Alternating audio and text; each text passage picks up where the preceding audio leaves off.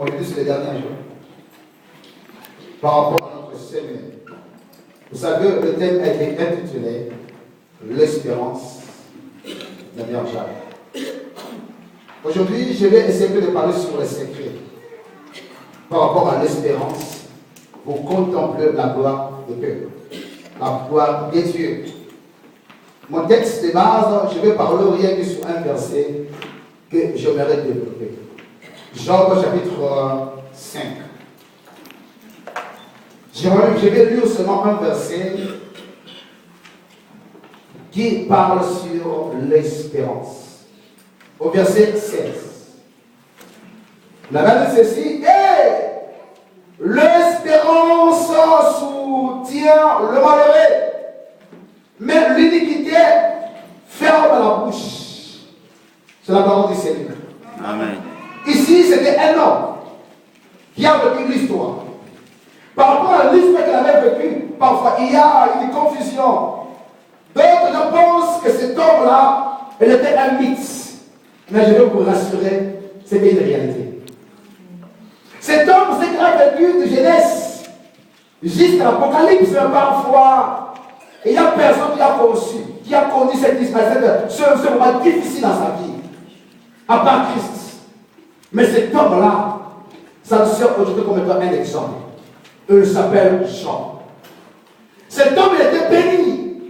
Il avait de la fortune, il avait une vie aisée, il avait une vie heureuse, il n'était pas privé de quoi que ce soit. Dieu lui a fait rassasier de vie.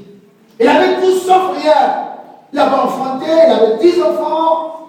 En dehors des enfants, cet homme-là, il avait le bétail, il avait de belles choses. Si on parlait des hommes riches, des hommes bénis, on parlait aussi de cet homme-là qu'on appelle Jean. Mais son malheur, c'est Dieu qui avait permis cela. Parfois on pense, quand on souffre, parfois on taxe directement le diable. Mais ce que je peux te dire aujourd'hui, parfois la souffrance, ça peut avoir aussi trois causes, trois sources. Ça peut être en première position, c'est Dieu qui peut causer, qui peut permettre dans la vie de quelqu'un la souffrance. Ça, c'est la première source. Deuxième source, ça peut être le diable. Et troisième source, ça peut être l'homme lui-même. Alléluia. Amen. Mais peu importe la souffrance qu'on peut endurer, n'oubliez pas l'espérance. C'est ça, un élément indispensable qui vous permettra, qui me permettra aussi de sortir maintenant de toute cette souffrance qu'on peut endurer. Or, la souffrance causée par Dieu, Dieu permet ça pour que demain, la gloire de son nom soit manifeste. Et tous les gens qui n'osent pas passer la souffrance, permis par Dieu, causée par Dieu, Dieu n'a jamais exposé leur vie par rapport à la mort. Raison pour laquelle Dieu avait dit au diable, je te permets que tu touches la vie de cet homme-là.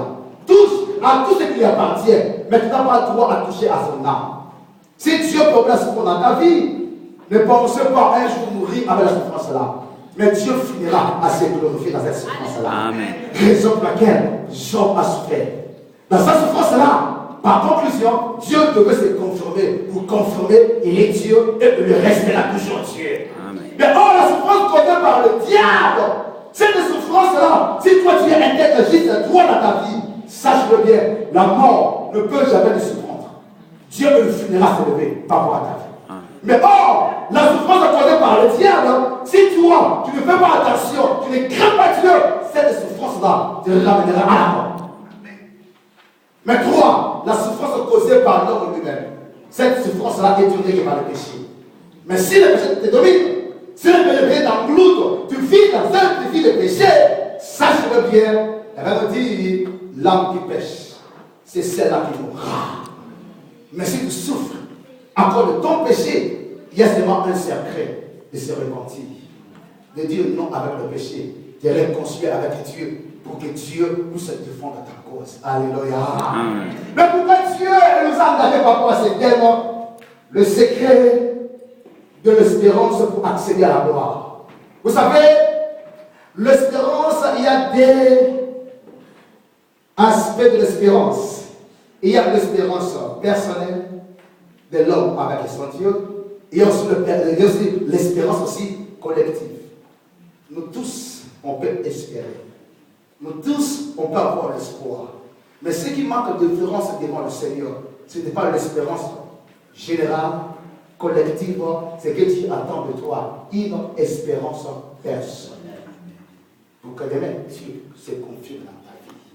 Alléluia. Amen. Oh, alléluia. Dans la Bible, on parle de cet homme qu'on appelle Job. Cet homme-là, bien qu'il a tant souffert dans sa vie, il a perdu tout ce qu'il possédait de belles choses. De ce meuble, de l'argent, de bétail, tout ce qu'il portait, tout ce qu'il possédait. Bien qu'il a tout perdu, mais cet homme-là avait gardé son espérance. Raison pour laquelle il a bien mentionné l'espérance soutient le malheureux. Il vivait un moment difficile. Il a traversé un moment malheureux. Mais dans ce malheur-là, cet homme-là lui reste fidèle. Peu importe le malheur enduré, peu importe la souffrance de traverser, mais n'oubliez pas, si toi tu vas demeurer dans l'espérance demain, tu vas vivre des choses grandioses de la part du Seigneur. Mais cet homme-là, il était souffrant dans sa peau. Maladie, même sa femme ne pouvait jamais l'accepter. Vivre avec elle par rapport à cette vie-là. Cette femme-là permettait, osait, a dit, maudit ton Dieu, et même, mais cet homme-là, il savait, peu importe le malheur, peu importe la souffrance, mais je devais garder mon espérance pour que demain, je puisse vivre de grandes choses liées à la gloire de Dieu. Amen. Cet homme-là, il a tant souffert, mais il le savait, rien que par l'espérance. Demain, il peut vivre de grandes choses de la part du Seigneur par rapport à sa vie. Amen. Amen. Mais écoutez, l'espérance, par définition, c'est un sentiment de confiance à l'avenir qui porte à attendre avec confiance la réalisation de ses désirs. Quand on a l'espérance, on a un vif désir. Oh, mais un désir avec confiance. Cette confiance par rapport à l'espérance, on ne place pas ça au sort, mais on place cette espérance de confiance auprès de notre Dieu. Or, quand quelqu'un a l'espérance, on suppose en lui, il y aura un espoir. Avec la confiance. Que demain, je ferai ceci. Demain, je ferai cela. Raison pour laquelle Dieu a besoin de ramener à vivre cette espérance-là, afin que demain, nous parvenons à vivre la gloire de Dieu à notre profit. Alléluia. Amen. Mais or, dans l'espérance, il y a beaucoup d'éléments qui peuvent affecter l'espérance auprès à la foi. Beaucoup de chrétiens parfois peuvent commencer à avoir l'espérance auprès de Dieu, l'espérance par rapport à son avenir, l'espérance par rapport à sa vie demain, mais quand il y aura des choses qui vont commencer à apparaître dans sa vie, parfois beaucoup de chrétiens perdent leur espérance là. Mais quand on parle de l'espérance, c'est pour vivre un présent, pour que demain, dans le futur, on puisse connaître les conséquences de cette espérance-là. Alléluia. Amen. On ne vit pas l'espérance par rapport au passé. On vit l'espérance par rapport au présent, pour que demain, on puisse subir les conséquences de cette espérance-là. Je n'ai pas d'argent aujourd'hui, mais avec l'espérance, je confie dans le présent, j'aurai de l'argent. Après 2 jours, 3 jours, un mois, 2 semaines, ou bien une année, Dieu pourra me donner de l'argent pour confirmer par Dieu, j'ai ceci, j'ai ceci, cela. Alléluia. Amen. Or, dans l'espérance, il y a des éléments invisibles. Premier élément invisible par rapport à l'espérance, c'est le découragement. Il y a beaucoup de gens qui peuvent avoir l'espérance. Mais quand le jeu ne marche, je ne vais pas les décourager. Mais c'est que moi je peux te rassurer, peu importe les difficultés, tu ne peux jamais arrêter. Tu ne peux jamais être découragé. Parfois, par rapport à l'incendie, par rapport à ce que les gens pourront dire d'une manière ou d'une autre, ça peut te décourager. Cet homme-là, les gens ont dit mal à son sujet. Les gens ont commencé à mortifier son cœur. Ses proches, ses amis, les amis intimes, commencent à dire mal à son sujet par rapport à la souffrance. Mais cet homme-là, peu importe ce que les gens disaient par rapport à sa vie, il n'a jamais osé se décourager. Mais la vie est ferme.